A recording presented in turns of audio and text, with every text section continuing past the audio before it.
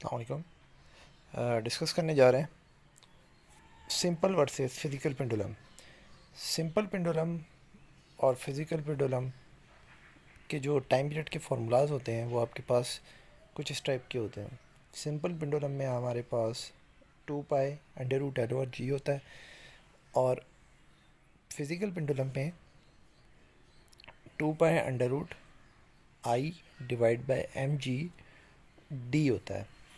आई यहाँ पे moment of inertia है, एम यहाँ पे मास ऑफ द रॉड है फिज़िकल पेंडुलम की, और जी ग्रेविटी है, और डी आपके पास वो डिस्टेंस है जितनी वो रॉड अपनी मेन पोजीशन से डिस्प्लेस हुई हुई है।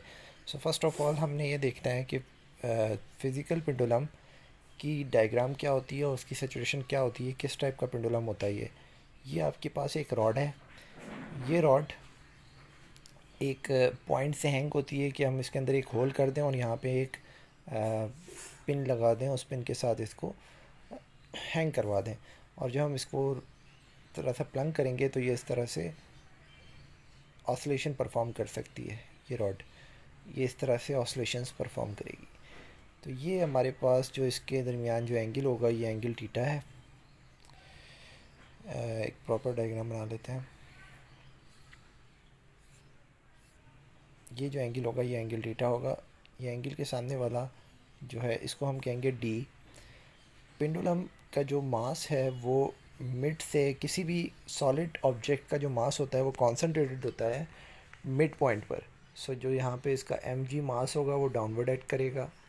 टी ये डिस्टेंस हो गया। ये एंगल अगर टीटा है सो इसके सामने वाला आपके पास एंगल के सामने वाला, और ये इसकी लेंथ एल है, तो D is equals to L sine theta हो जाएगा। एल साइन ऑफ टीटा ये हम आगे जाके यूज़ करेंगे। सो स्टार्ट लेते हैं वेव इक्वेशन से। वेव इक्वेशन हमारे पास लीनियर वेव इक्वेशन है, तो X equals to X M cos omega D plus five. Angular wave equation theta is equals to theta maximum cos omega T plus five. Differentiate with respect to T. T के respect से अगर इसको differentiate किया जाए तो आपके पास जो relation बनेगी वो बनेगी minus omega cos M theta M sine omega T plus five.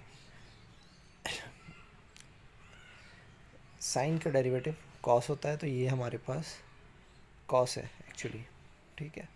सो cos omega T, then again इसको नहीं, स्टार्ट में आपके पास कॉस था, उसका डिफ्रेंशिएट लिया तो साइन ओमेगा टी हो गया, एंड देन जो है वो sine omega T plus five. तो जो एंगुलर वेलोसिटी आ गई यानी कि d theta upon d t, ये आ जाता है हमारे पास omega maximum theta amplitude and sine omega t. Theta m क्या चीज़ है? टीटा एम एक्चुअल में आपके पास मैग्नीट्यूड है, वो मैग्नीट्यूड जो आप इस पेंडुलम को मैक्सिमम प्रोवाइड करते हैं। लेट्स से कि ये हमने मैक्सिमम एम्पलीट्यूड इसको प्रोवाइड किया।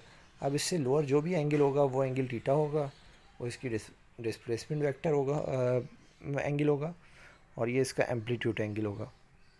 एंगुलर डिस्प्लेसमेंट और maximum angular displacement is equals to amplitude. Again differentiate करें, minus omega square theta M cos omega D plus five आ जाता है, एंड ये जो डी ओमेगा और डी टी आपके पास किसके बराबर है? D theta over d t is equals to omega d square theta over d t square is equals to alpha, और डी ओमेगा कह लें इसको, यही चीज़ जो है वो आपके पास d omega over d t is equals to किसके बराबर है? अल्फ़ा के बराबर है। अल्फ़ा क्या है? Angular acceleration. सो नाउ ये इक्वेशन जो स्टार्ट में हमने लिखी थी वो लिखी थी T M is equals to theta M cos omega T plus five is equals to theta. जो एंगुलर डिस्प्लेसमेंट थी उसकी जो रिलेशन थी वो ये थी। यहाँ पे आप इक्वेशन 1 से रीसब्स्टिट्यूशन कर दें इक्वेशन 2 जिसको हमने नाम दिया इक्वेशन 2 से। सो ये इस पूरे की जगह पे क्या आ जाएगा? टीटा आ जाएगा, और ये बन गया alpha square minus omega square theta. यहाँ से आप ये कह सकते हैं कि alpha is directly proportional to minus of theta. So ये आपने ये प्रूव कर दिया कि S H M motion perform करता है ये फिज़िकल पेंडुलम, कि इसकी जो एंगुलर एक्सेलरेशन है वो डायरेक्टली प्रोपोर्शनल है towards the displacement, angular displacement, और टुवर्ड्स दी मीन पोजीशन। अब इस रिलेशन को इक्वेशन 3 को याद रखिएगा, इसको आगे हम यूज़ करेंगे। स्टार्ट लेते हैं टॉर्क से।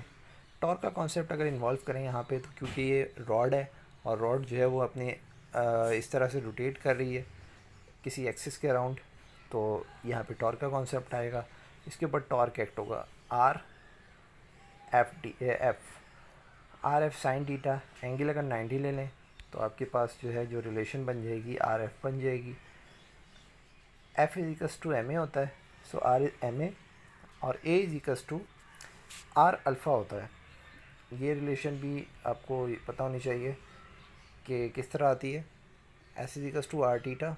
इस इक्वेशन को डिवाइड करवा दें बोथ साइड टाइम से, so d s over t is equals to v and theta over t is equals to omega. V is equals to r omega आ गया। अगेन डिवाइड करवा दें टाइम से, so time से again divide करवाएंगे तो we over T आपके पास acceleration के बराबर आ गया और omega over t is equals to alpha के बराबर आ गया। तो a is equals to are alpha. यह रिलेशन है लीनियर और एंगुलर क्वांटिटीज़ के दरमियान। तो जहाँ पे एक्सलेशन थी वहाँ पे हमने क्या रख दिया, आर अल्फ़ा रख दिया। R M is equals to are alpha and finally जो है इसको अगर सिंप्लीफाई कर लें तो ये R square M into alpha बन गया। एम आर स्क्वायर लिखें, आर लिखें, और I is equals to M R square. ये हमारे पास इंपॉर्टेंट रिलेशन है और बहुत ही फेमस रिलेशन है मोमेंट ऑफ इनर्शिया की। Moment of inertia is defined as M R square. तो ये टॉर्क आ गया आपके पास आई अल्फ़ा। अच्छा, अब अगेन स्टार्ट लेते हैं यहाँ से, torque is equals to F R से।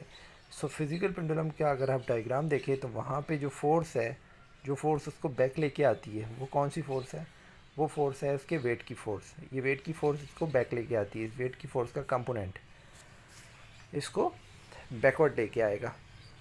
वेट मिड में ऐड कर रहा है और वेट की फोर्स का जो ये वाला जो कंपोनेंट होगा, साइन वाला कंपोनेंट, ये इसको बैकवर्ड लेके आएगा।